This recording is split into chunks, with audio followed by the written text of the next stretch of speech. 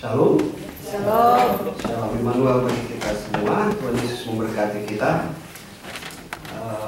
Yang berulang tahun hari ini Faith dan Sheila. Oh tadi ya. Sheila. Tepat hari ini ya. Sheila hari ini ya. Dan Faith juga hari ini atau kemarin? Oh hari ini juga. Ada yang berulang tahun lagi hari ini yang tidak tercatat? Leo katanya. Dan saya mengucapkan juga selamat datang Amang Semanjutak dari Ibu. Tuhan berkati untuk boleh bersama-sama dengan kita. Ada yang baru lagi, ada yang baru pertama kali datang. Selamat datang juga. Udah pernah datang. Oh sudah pernah ya. Berkati ya. Kami senang bisa bersama-sama lagi terus dalam ibadah-ibadah pelayanan kita semua. Tuhan Yesus memberkati. Saudara-saudara yang dikasih dalam Tuhan. Sebelum itu ada yang lain? Tidak ya, saya kira semuanya kita bersama-sama. Baik, hari ini dalam minggu ini masih dalam suasana Paskah sebenarnya, karena 1 bulan ini disebut dengan minggu setelah Paskah. Jadi minggu ketiga setelah Paskah, sehingga suasana kebangkitan, suasana sukacita itu harusnya tetap menjadi bagian dari kita hari ini, karena memang suasana kebangkitan itu memberikan sukacita dan keselamatan. Dalam 1 bulan ini dengan kain putih itu menunjukkan bahwa suasana Paskah itu masih terus ada dalam hati kita, sehingga lagu-lagu Yesus bangkit dan seterusnya itu masih terus dalam minggu-minggu ini. Oleh sebab itu saya kira berita-berita tentang Paskah itu pun masih terus dinyatakan, diberitakan bagi kita hari ini. Nah, Bapak Ibu dan Saudara yang kasih dalam Tuhan, hari ini sangat menarik bahwa khotbah kita seperti tadi Ibu Joyce bagus sekali dengan cerita kepada anak-anak itu bagaimana menyatakan kasih itu dalam tugas dan tanggung jawab dalam pemberitaan kita sebagai orang percaya. Khotbah hari ini bicara tentang kita sebagai duta-duta pemberita kabar baik. Jadi setiap kita adalah duta-duta atau pemberita-pemberita kabar baik dalam kehidupan kita. Cerita tentang Saulus atau Paulus yang kita tahu bahwa dia adalah satu pribadi atau satu sosok yang sampai saat ini menjadi salah satu yang terbaik saya kira yang dimiliki oleh sejarah kekristenan di dunia ini atau sejarah gereja di dunia ini tentang bagaimana memberitakan kabar baik itu. Dan saya kira bukan hanya Paulus tapi para misionaris yang ada di mana-mana yang memberitakan kabar-kabar baik itu juga adalah yang terbaik. Ada para misionaris, para kabar Injil, guru-guru Injil itu kalau di Indonesia bagian timur itu guru Injil, atau di barat itu ada para sintua-sintua ya. Itu adalah juga bagian dari pemberita-pemberita Injil, para pendeta dan juga kita semua jemaat itu adalah para pemberita atau duta-duta kabar baik.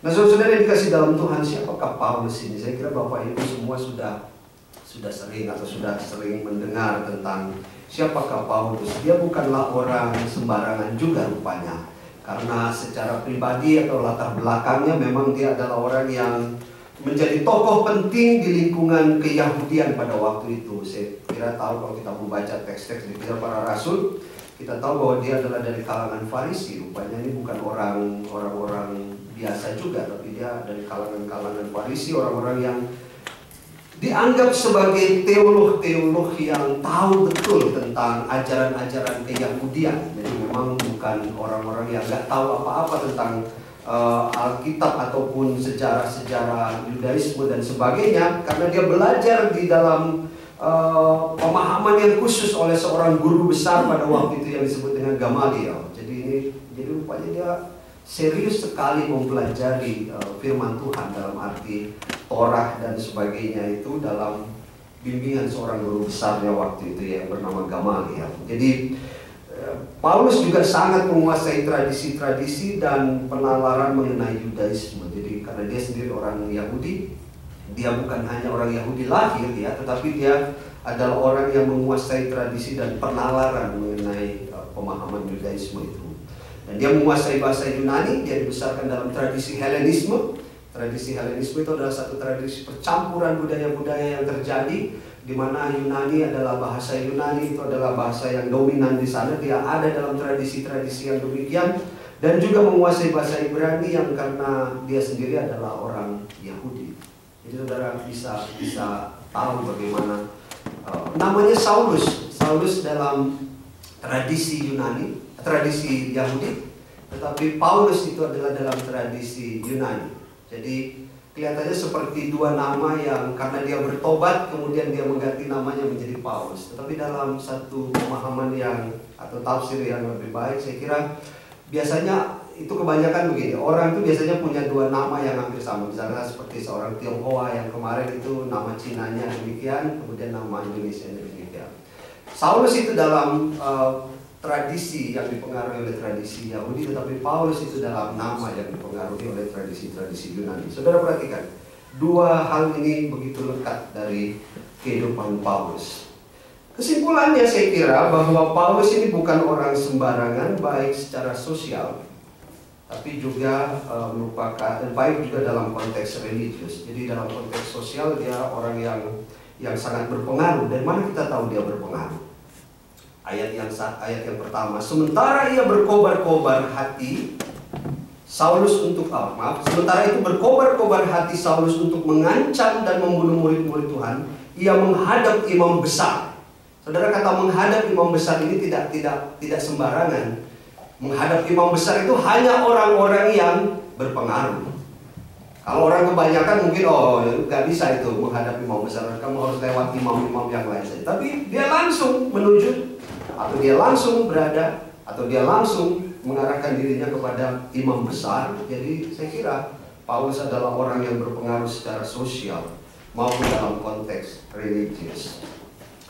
Saudara yang dikasih dalam Tuhan, pasal 9 ini seperti tadi diceritakan dalam cerita yang disampaikan oleh Ibu Joyce itu, sekali lagi menceritakan mengenai usaha Paulus untuk menghancurkan atau menghabiskan orang-orang Kristen.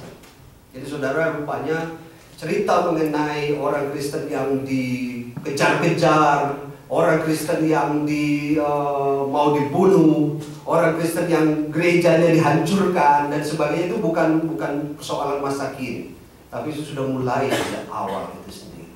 Dan Saulus adalah salah satu tokohnya. Jadi ketika dia mau menghancurkan itu, ada hal yang menarik bahwa dia masuk, atau kita membacanya tadi dalam satu fase yang menarik dalam kehidupan Paulus, yaitu fase Damaskus. Nah ini menarik karena dikatakan, atau Damsyik itu dikatakan dalam cerita kita. Jadi peristiwa Damsyik atau Damaskus itu mengubah hidup, segala kehidupan Paulus. Jadi waktu dia mengejar itu, tiba-tiba firman Tuhan tadi dikatakan bahwa dia ada cahaya dan kemudian matanya menjadi buta. Saya kira ini satu cerita yang menarik. Matanya menjadi buta dan kemudian ada dialog di situ, dikatakan ia rebah, ayat yang keempat, ia rebah ke tanah dan kedengaranlah olehnya suatu suara yang berkata kepadanya, Saulus, Saulus, mengapakah engkau menganiaya aku? Jawab Saulus, siapakah engkau Tuhan? Katanya, akulah Yesus yang kau aniaya itu. Jadi saudara lihat ya, peristiwa Damsyik ini menjadi peristiwa sangat penting dalam kehidupan Paulus. Saudara-saudara yang dikasih dalam Tuhan, banyak orang membaca teks ini dalam satu kesimpulan yang sederhana tentang arti, itulah pertobatan Saulus. Tapi saya mau mengatakan ini hari ini pada saudara, ada 3 hal yang terjadi dalam kehidupan atau dalam peristiwa Damsyik. Yang pertama adalah yang disebut dengan peristiwa konversio, atau peristiwa di mana ada perubahan. Itu adalah awal perubahan dari pemahaman Paulus terhadap Yesus Kristus. Dia tahu siapa Yesus. Itulah sebabnya dia mau mengejar dan membunuh Yesus. Dia tahu siapa Yesus, orang yang mempunyai kepribadian yang luar biasa, yang mempengaruhi pada zaman itu. Oleh sebab itu dia tahu kalau orang ini sangat berbahaya dalam kehidupan keagamaan Yahudi, dan salah satunya adalah harus dibunuh. Peristiwa Damsyik yang pertama adalah satu peristiwa konversio atau konversi. Peristiwa mengenal Yesus lebih dalam dan lebih mengenal di dalam hatinya. Peristiwa Damsyik itu adalah satu peristiwa bukan hanya mengubah imannya dari iman dalam konteks Yahudian menjadi Kristen, tapi yang lebih penting adalah bahwa hatinya terkonversi, hatinya terubahkan oleh Yesus. Karena Yesus katakan, inilah aku, orang yang kamu aniaya. Saudara perhatikan, ada konversi, ada perubahan ketika tahu siapa Yesus. Kita tidak hanya tahu siapa Yesus, tetapi yang paling penting dalam kehidupan kita adalah adanya konversi dalam hidup kita. Kalau kita hanya mengenal Yesus, kita hanya tahu Yesus dan mengenal Yesus, tapi tidak ada konversi, tidak ada satu perubahan di dalam hidup, saya kira kita baru pada tahap tahu dan mengenal siapa Yesus. Tapi peristiwa Damsyik ini juga adalah sebuah peristiwa yang mengubah hidup Paulus. Karena di dalam hidupnya ada yang disebut dengan revelation. Jadi ada satu perubahan hidup, tetapi ada satu pemahaman dalam kehidupan Paulus bahwa aku dipanggil Yesus itu bukan pada saat peristiwa Damsyik, kemudian aku bertobat. Saudara kalau membaca Galatia 1 ayat 15 sampai 16, kita akan terharu membaca itu. Galatia 1 ayat 15. Dikatakan bahwa sebenarnya aku ini sudah dipanggil sejak dari dalam kandungan ibuku.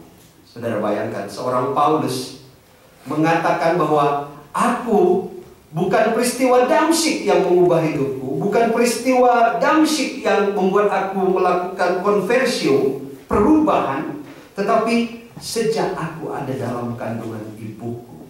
Dan inilah yang saya kira menjadi sesuatu yang luar biasa. Ketika orang percaya menjadi konversio, mengubah hidupnya dalam arti mengenal Tuhan secara sungguh-sungguh, dia harus meyakini bahwa aku sebenarnya ada, sudah dari panggilan sejak lahir. Dalam arti sejak lahir itu adalah panggilan yang sungguh-sungguh bahwa kehidupanku itu dipakai oleh Tuhan. Ada konversio, ada revelation atau revelation, ada yang ketiga disebut dengan vocatio, yaitu yang disebut dengan mission itu sendiri. Nah, saudara, ini menarik. Saya waktu membaca teks ini belum begitu menyadari sejak awal tentang siapa Paulus. Selama ini kita hanya bicara tentang Paulus, tentang pertobatannya dan menjadi penginjil, menjadi duta-duta kabar baik. Tetapi rupanya dia bukan hanya berubah dari kehidupan masa lalunya, berubah dari mengenal Yesus atau tahu siapa Yesus, tapi dia mengenal sungguh-sungguh dan kemudian dia menyadari bahwa inilah panggilanku sebagai orang percaya. Tetapi setelah itu dia bicara tentang mission, tentang vocatio, tentang bagaimana ia harus memberitakan kabar baik. Itulah sebabnya tadi Ibu Joyce mengatakan, bagaimana kamu menyampaikan itu?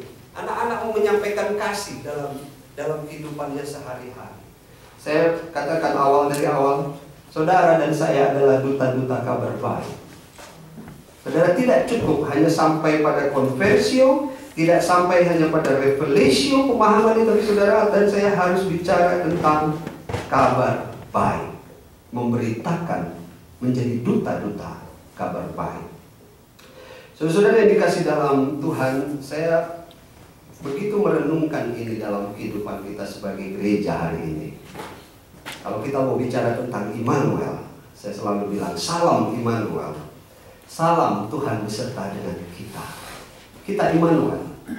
Kita bukan hanya gereja dalam arti di gedung, tapi kita adalah gereja dalam arti yang sesungguhnya, di mana harusnya kita juga memiliki konversio. Kita harus memiliki revelation, tapi kita juga harus memiliki vocatio, yaitu mission itu sendiri. Kita sadar bahwa kita hari ini mengenal Kristus, kita diubah. Saudara, ini adalah bulan syukur kita, kan? Kenapa disebut dengan bulan syukur, Immanuel? Karena harusnya bulan ini menjadi bulan syukur. Di bulan April inilah 8 tahun yang lalu, saudara menjadi gereja. Kita menjadi gereja secara kelembagaan, tapi juga dalam persekutuan bersama. Sejarah kita panjang, tetapi 8 tahun lalu kita menetapkan bahwa inilah Immanuel, inilah Tuhan beserta kita. Saudara mengubah, saudara mengenal Kristus, konversio dalam diri saudara, diri kita semua bahwa saya mengenal Kristus. Tapi ingat, saudara juga dan saya harus bicara tentang revelation, mengatakan bahwa ya Tuhan, Engkau sudah mengatur perjalanan gereja Immanuel ini Dan Engkau yang tahu apa yang harus aku lakukan. Panggilan sebagai gereja itu bukan hanya kalau Paulus katakan sudah sejak dalam kandungan ibuku. Tapi kita juga hari ini mengatakan revelation. Kita sudah dibentuk oleh Tuhan dan menjadi rancangan Tuhan. Bukan rancangannya penatua waktu itu. Bukan rancangannya pendeta. Tapi Immanuel terjadi karena rancangan Allah di dalam kehidupan kita. Amin. Dan orang-orang tahu bahwa ini adalah rancangan Allah. Immanuel ada bukan karena rancangan saya. Immanuel ada bukan karena rancangan para penatua. 8 tahun itu bukan rancangan siapa-siapa, tapi itu adalah rancangan Allah di dalam hidup kita. Jadi itu sebuah revelation tentang bagaimana karya Allah. Tetapi juga kita harus melakukan yang kita sebut dengan vocation, yaitu mission itu sendiri. Ini menarik karena panitia Natal atau tim yang Natal yang akan menggodok Natal ini menyampaikan satu tema yang menarik. Tema HUT, maaf, Natal.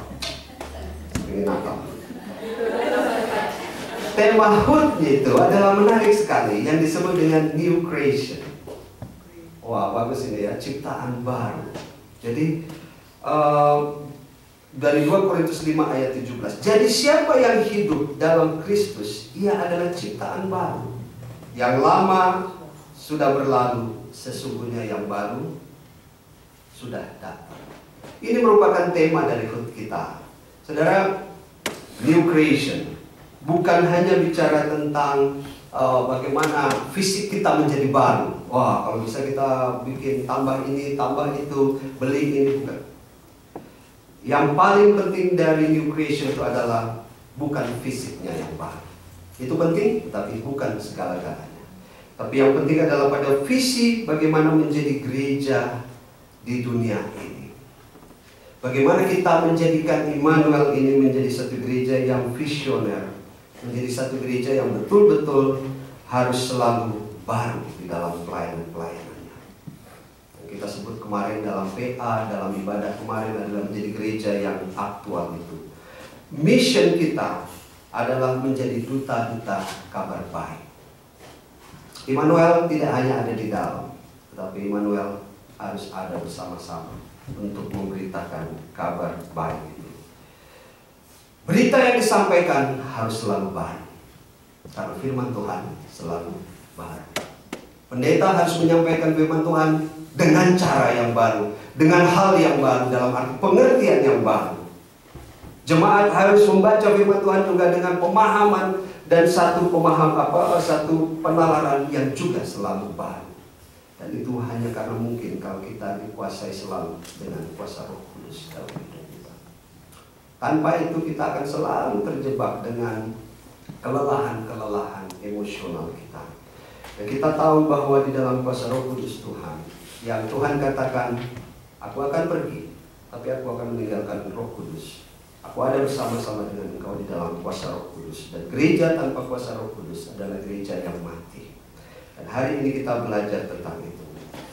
Gereja harus menggumuli kehidupannya di dalam dunia ini. Jadi saya kadang-kadang berpikir begini, dalam pergumulan gereja yang membuat selalu baru itu terkadang membuat gereja harus kritis terhadap segala sesuatunya. Saya bergumul sekali dengan beberapa waktu ini mengenai kondisi-kondisi bagaimana gereja-gereja itu ada di dalam dunia. Salah satunya adalah gereja terkadang harus menjadi kritis dan juga bukan selalu menjadi oportunis. Gereja harus berani memberitakan kabar baik itu di tengah suasana yang tidak baik. Bahkan ketika menghadapi kekuasaan yang begitu kuat sekalipun, gereja harus berani memberitakan kabar baik yang terkadang-kadang itu tidak membahayakan bagi gereja. Tapi saya mau mengatakan ini dalam konteks kita bahwa menjadi pemberita kabar baik rupanya bukan sesuatu yang mudah, karena dia selalu terancam terkadang dengan banyak masalah. Ketika negara memberitakan berita tentang semuanya baik, negara ini baik, tidak ada tidak ada pelanggaran hak asasi manusia, tidak ada pelanggaran agama dan seterusnya. Saudara, pada saat itulah gereja harus memberitakan kabar baik, karena ada begitu banyak kesulitan, ada begitu banyak pelanggaran yang dilakukan oleh negara, terkadang dalam suasana yang menghibur. Dan saya merasa bahwa ini menjadi penting bagi kita untuk menjadi gereja pemberita kabar baik dalam suasana yang tidak baik sekalipun. Itu salah satu contoh yang ada. Saudara, kemarin dalam yang lain, dalam konteks pemberita kabar baik, duta-duta kabar baik, saya ingin sharing, ada Ibu Pendeta juga nanti mungkin bisa menambahkan, dari perjalanan ke Princeton beberapa hari yang lalu, ada oleh-oleh sedikit tentang bagaimana menjadi gereja pemberita kabar baik, itu khususnya dalam konteks kita yang ada di Amerika. Mungkin saya boleh di Pak Arge boleh apa?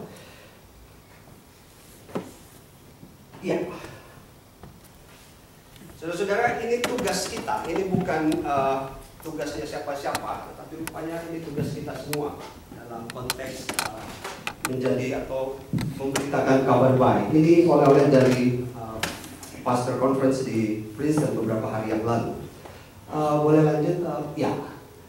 Dalam percakapan dengan gereja ini, pertemuan Pastor Asia yang ada di wilayah di Amerika, ada yang dari mana itu ya, dari Barat dan dari Selatan juga ya. Jadi Pastor Asia, Korea, Burma dan beberapa yang lainnya. Waktu kita bicara tentang Asian Amerika, gereja Asia Amerika, ternyata persoalannya sama rupanya.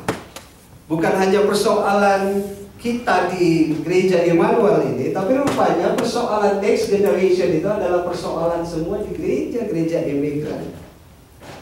Jadi waktu kita sharing bersama-sama, rupanya persoalan next generation ini digumuli luar biasa. Dan konsentrasi kita hari ini untuk menjadi duta kabar baik untuk dalam konteks the next generation itu adalah jalan yang memang kita tempuh dengan benar. Karena apa? Karena kalau kita tidak jadikan ini menjadi salah satu pemberitaan kabar baik kepada generasi kita, maka saudara akan lihat bahwa generasi itu akan split luar biasa. Jadi persoalan next generation itu adalah persoalan gereja-gereja yang secara global terjadi. Berikutnya mungkin. Ya, ada istilah identitas Asian American. Ya, itu adalah sebuah identitas hibrid campuran yang sudah menjadi identitas baru masyarakat imigran di Amerika. Saya menulisnya menjadi, ini tidak ada dalam kesimpulan di sana, tapi saya membuat sebuah kesimpulan, Korean American, Filipino American, Indonesian American, itu tidak lagi seperti tulisan di atas itu, Asia Amerika. Tapi dalam identitas hibrid itu identitas apa itu ya? Identitas campuran itu, orang sudah Korean Amerika. Anak-anak kita sudah bukan lagi Indonesia Amerika. Tapi di dalamnya dia sudah menjadi satu, Indonesia Amerika, Filipino Amerika. Dan ini menjadi sebuah problem yang ketika kita bicara baik di session, baik di jemaat dan dalam konferensi, itu rupanya ini sebuah identitas baru yang memang harus kita pikirkan baik-baik. Bukan lagi hanya menjadi wacana-wacana, tetapi harus betul-betul kita concern untuk itu. Nah, ini duta-duta kabar baik harus memberitakan juga kepada konteks yang seperti ini. Nanti kita akan lihat kita akan lihat apa. Bisa lanjut? Apa artinya menjadi gereja Asian Amerika di Amerika? Ini kan pertanyaannya. Selama ini kita gumulikan ini. Kita gereja Indonesia Emmanuel Indonesian Presbyterian Church. Coba bayangkan 5-10 tahun lagi atau 10-20 tahun lagi, Nasya segala macam sudah jadi majelis dan sebagainya, mereka nggak bisa lagi bahasa Indonesia. Emmanuel Indonesian Presbyterian Church, itu mau diganti apa itu Indonesianya itu? Apa tetap dengan Indonesia? Kalau sudah tidak ada lagi dalam ibadah kita dalam bahasa Indonesia, kalau sudah tidak ada lagi multikultur dalam arti Batak, Manado, apa semua itu ya, Saudara, apa artinya menjadi gereja Asian America di Amerika? Pertanyaan ini menjadi penting dalam pembahasan karena terkait secara khusus dengan keberadaan gereja-gereja imigran di bawah payung PCUSA. Wah, ini pergumulan luar biasa rupanya ya. Nah, hasil diskusi menunjukkan bahwa keberadaan gereja-gereja imigran di PCUSA bukan lagi sebagai pelengkap dalam bergereja, tapi sudah menjadi bagian yang utuh dalam perjalanan gereja di PCUSA. Jadi kemarin itu disebutkan data-data yang menunjukkan bahwa banyak sekali peran yang dilakukan oleh gereja-gereja imigran. Bahkan moderator-moderator ataupun pimpinan-pimpinan sidang di General Assembly di mana-mana itu sudah banyak dari gereja-gereja imigran yang memang sangat berpotensi. Boleh lanjut? Apa implikasi menjadi Asian America dalam konteks begini? Ini menarik. Ini menarik. Implikasi yang paling jelas adalah dalam konteks penataan gereja di masa depan, khususnya bagi second generation atau the third generation. Ini yang third generation atau fourth generation ini Korea sudah sampai pada tahap itu. Jadi kita masih second generation, mereka sudah third dan fourth generation. Wah, ini luar biasa. Semua peserta conference sepakat bahwa meskipun identitas keamerikaan begitu kuat mempengaruhi identitas masyarakat Asia di Amerika, tetapi hal yang terpenting juga adalah identitas Asia merupakan satu yang sangat penting untuk tetap berkembang. Hal ini merupakan kesimpulan dari sebuah sharing mengenai pertumbuhan seorang anak Asia di Amerika yang ketika menjadi dewasa mempertanyakan identitasnya di lingkungan orang Amerika atau di white people, di antara orang-orang Amerika. Akhirnya anak ini menyadari bahwa tetap menjadi bagian dari orang Asia meskipun semua identitas kehidupannya adalah Amerika. Akhirnya ia kembali lagi menggali nilai-nilai keasiaan dalam dirinya meskipun dia telah dewasa. Ada satu sharing yang menarik. Seorang pendeta punya anak. Jadi anak ini kecil, dia sudah dari generasi keempat kalau nggak salah anaknya, karena bapaknya udah ketiga atau jadi waktu dia lahir mamanya orang Korea, papanya orang Korea. Tapi dia sudah generasi keempat dan kemudian dia hidup dalam suasana Amerika seperti anak-anak bapak ibu. Di kepalanya sudah tidak ada lagi Korea. Sudah tidak ada karena dia sudah dari generasi keempat atau ketiga atau keempat, bapak ibunya sudah jadi identitas kekoreaan itu mungkin sekitar 1% mungkin karena matanya sipit, kemudian kulitnya putih dan seterusnya. Ya. Selain itu tidak ada. Kepalanya berpikir, bicaranya dan sebagainya sudah Amerika. Tapi waktu dia menjelang dewasa, jadi dia kecil, sangat Amerikan.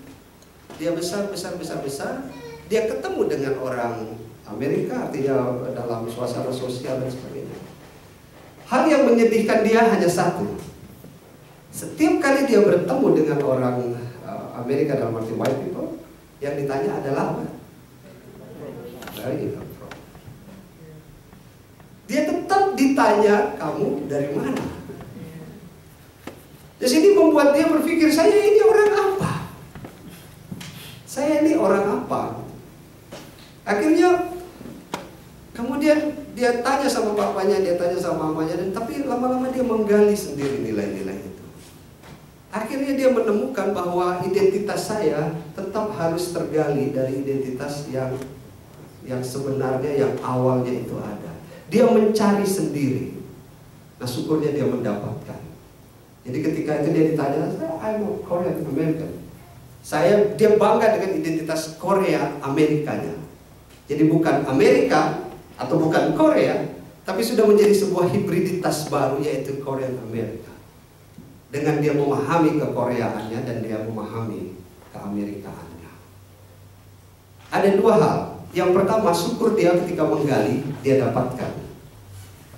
Yang repot itu kalau dia menggali kekoreaannya, dia tidak dapat. Artinya apa? Yang kedua, dalam bahasa kita hari ini, sebagai duta-duta kabar baik, kita bisa mengkondisikan itu sendiri.